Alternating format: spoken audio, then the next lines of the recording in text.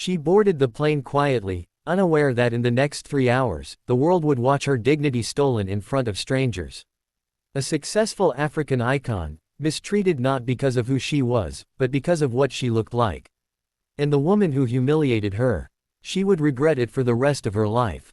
This is the story of the woman in seat 2A, and how a single flight in the United States exposed everything we pretend not to see. Terminal 4 breathes like a living creature. The high glass ceilings hum with the echoes of luggage wheels, rushing footsteps, rolling announcements, and distant chatter.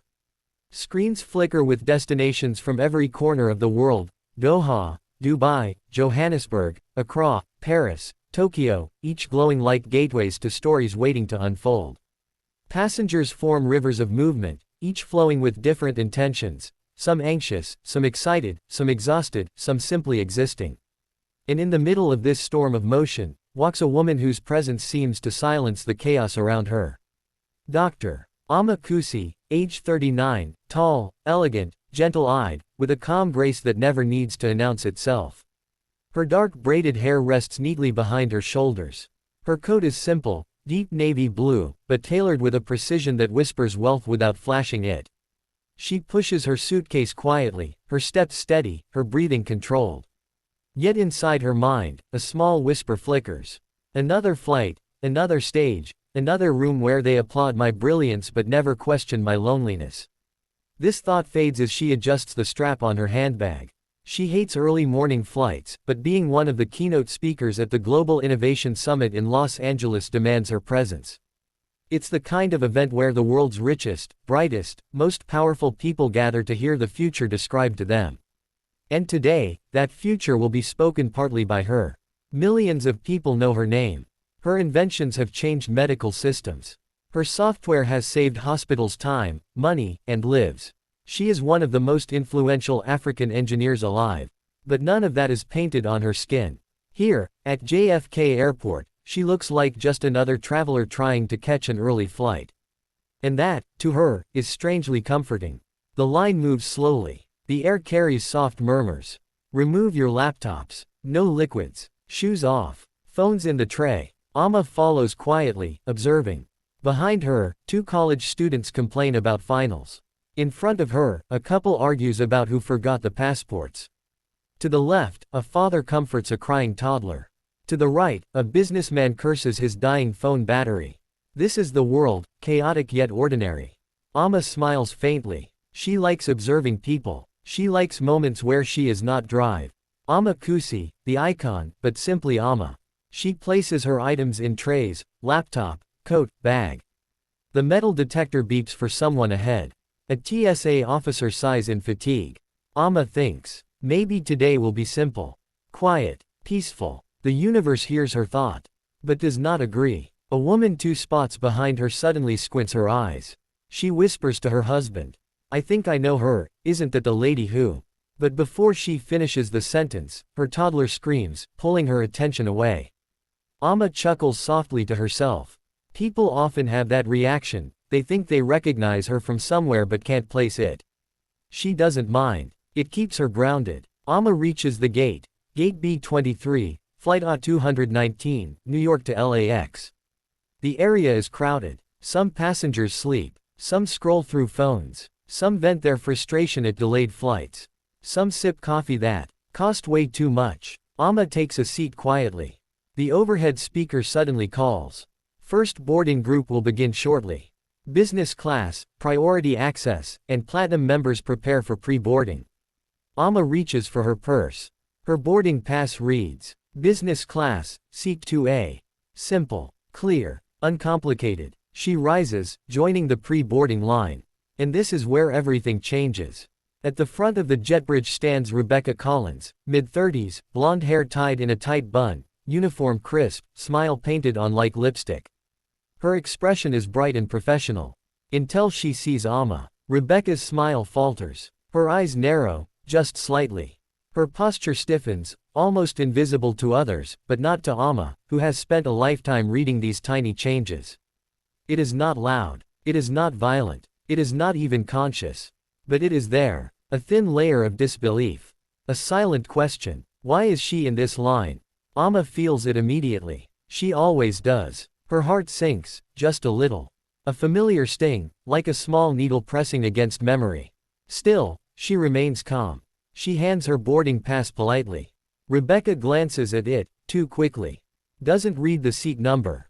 Doesn't scan it immediately. Instead, she asks, softly but sharply. Ma'am, the economy line is outside.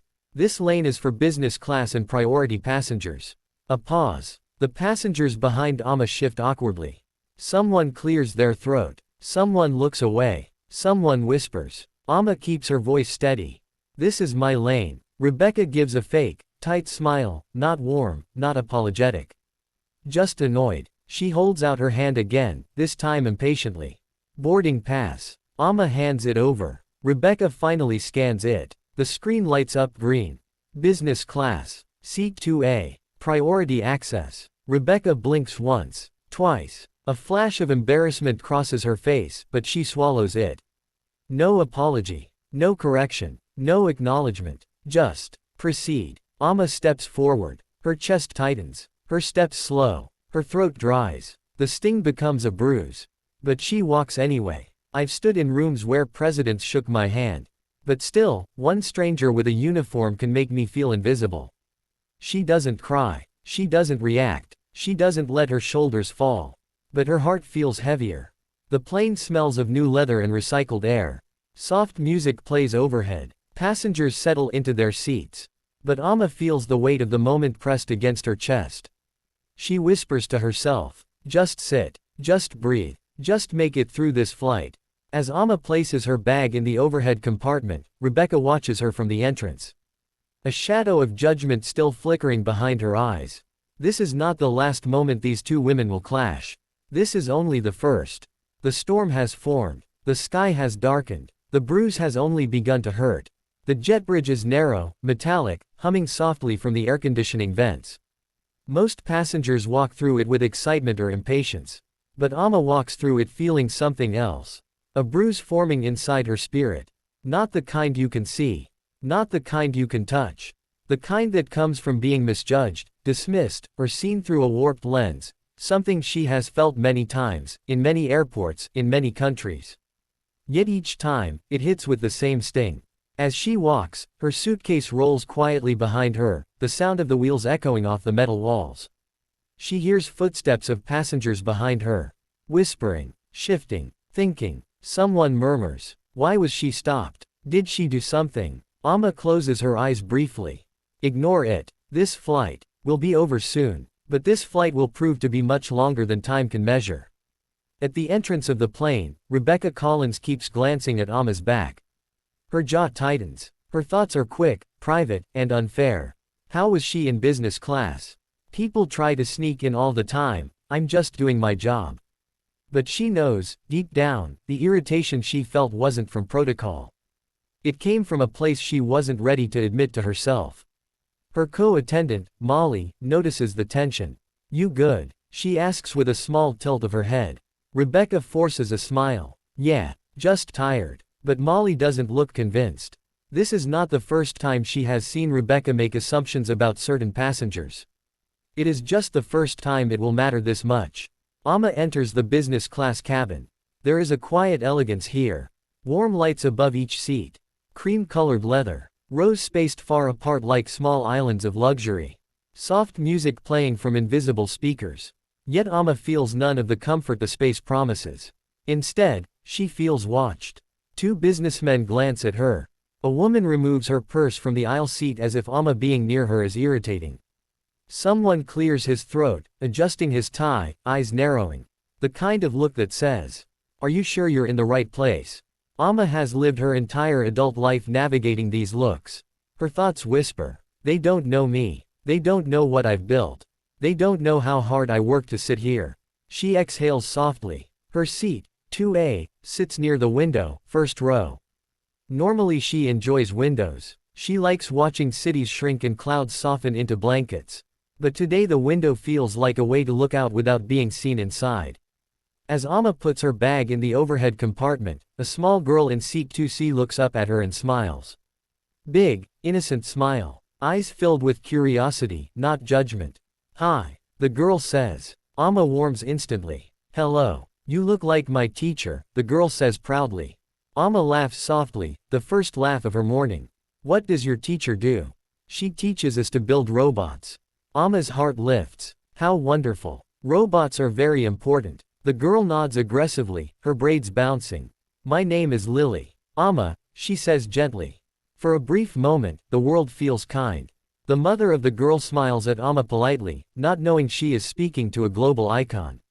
This moment of innocence will be the last warmth Amma experiences for a long time.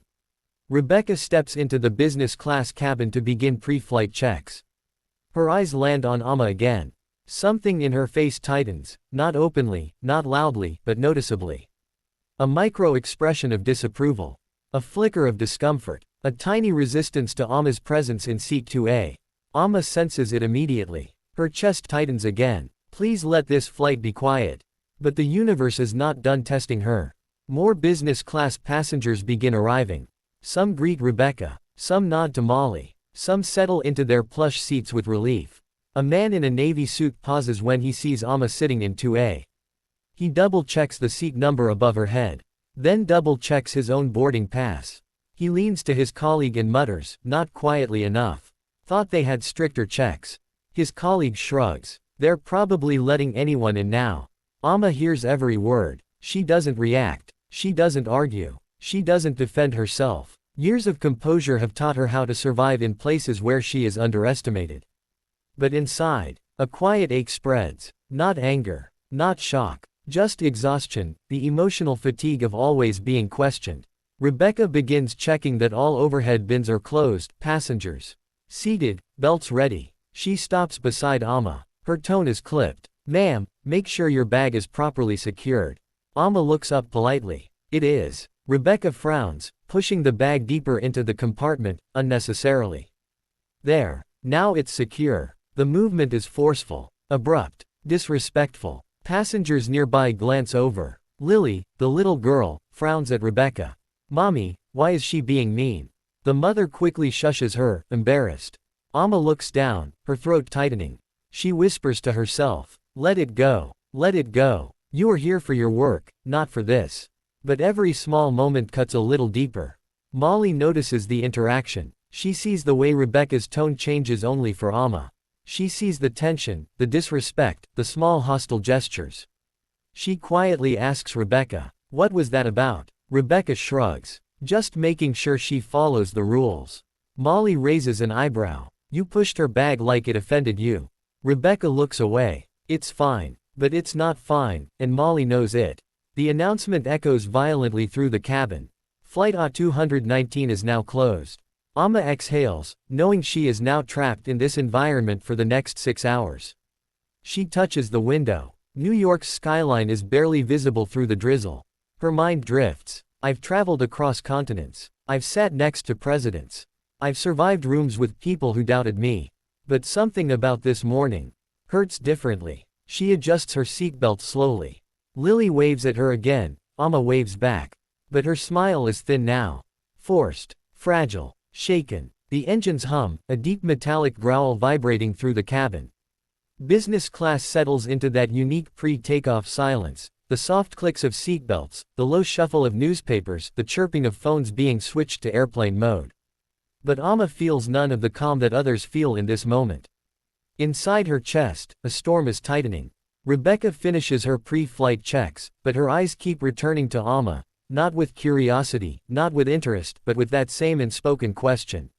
Why is she here? The question floats like smoke in the air.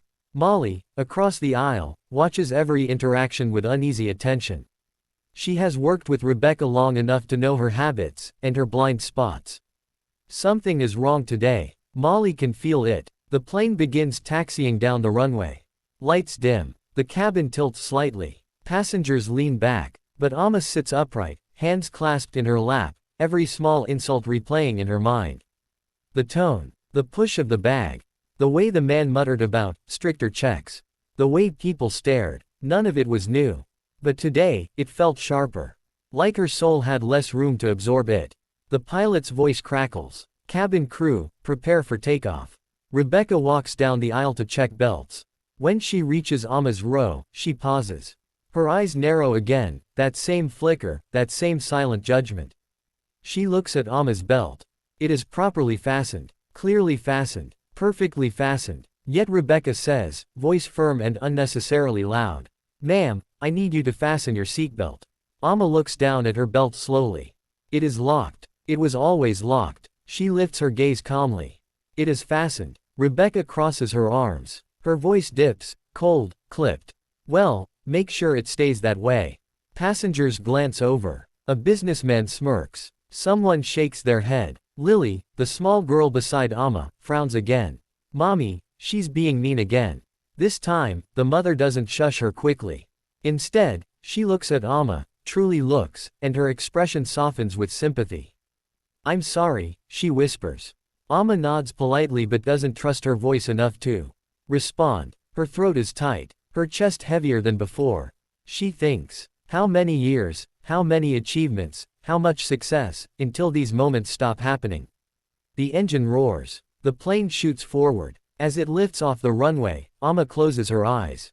But not to rest, to hold herself together. Because something tells her the sky will not be any kinder than the ground. 10 minutes after takeoff, the seatbelt sign turns off with a soft ding. Passengers begin to recline. Screens light up with movies. Flight attendants release themselves from their jump seats. Molly stretches her shoulders before pulling out the beverage cart. Rebecca stays rigid. Her eyes once again find Amma. But this time, something else fills them. Annoyance, irritation, some quiet internal discomfort she refuses to examine. She approaches Amma's row with a practiced smile. The kind that is polite on the edges but empty in the middle. "Would you like something to drink?" she says. Her tone is noticeably sweeter, for the row behind Amma. When she reaches Amma, her smile falls away. Her voice turns flat. "Drink." Amma's eyebrows lift slightly. "Water, please." Rebecca nods curtly, pours half a cup, and hands it to Amma without looking her in the eyes. When she moves to the next passenger, her tone lifts again, bright and kind. "Champagne for you, sir." "Absolutely." Amma's lips tighten, not in anger, but in hurt, deep hurt, the kind that bruises your spirit in places no one sees. The kind a successful woman is expected to swallow silently. Half an hour passes. The plane settles into smooth cruising. Molly returns with warm towels for each passenger. When she reaches Amma, she smiles, genuinely. "Here you go." "Thank you," Amma replies softly. But before Amma can take the towel, Rebecca appears out of nowhere. She grabs the towel from Molly's hand. "I'll handle this row," she snaps. Molly freezes. Passengers notice. Rebecca turns to Amma. "Ma'am, you can't place anything on the armrest. It blocks the aisle." Amma looks at her armrest. It is empty. Completely empty. Amma speaks gently. "There is nothing on my armrest." Rebecca exhales sharply. Her tone sharpens. "I'm telling you the rules. Please follow them." The cabin goes silent. Even the hum of the engine feels quieter. Amma's heartbeat thunders in her ears. She opens her mouth, not to argue, not to confront, but to ask why she is being singled out. But before she speaks, Lily, the small girl, says loudly, "She's not doing anything wrong. Why are you acting like that?" Her voice carries through the entire cabin. Heads turn. A businessman lowers his newspaper. A woman pauses her movie. Molly steps forward, concern carved into her face. Rebecca's face flushes pink. The moment is thick, uncomfortable, undeniable. Amma feels a heat rise in her chest. Not anger, not shame, but the sharp ache of being seen at the exact moment you wish to disappear. She whispers, "Please, let's just have a peaceful flight." But the universe is not listening today. And this is the moment everything begins to spiral. To know what happened in part 2, subscribe to the channel, like this video and comment part 2, and if those interested reach 500 comment I will upload part 2 of the story.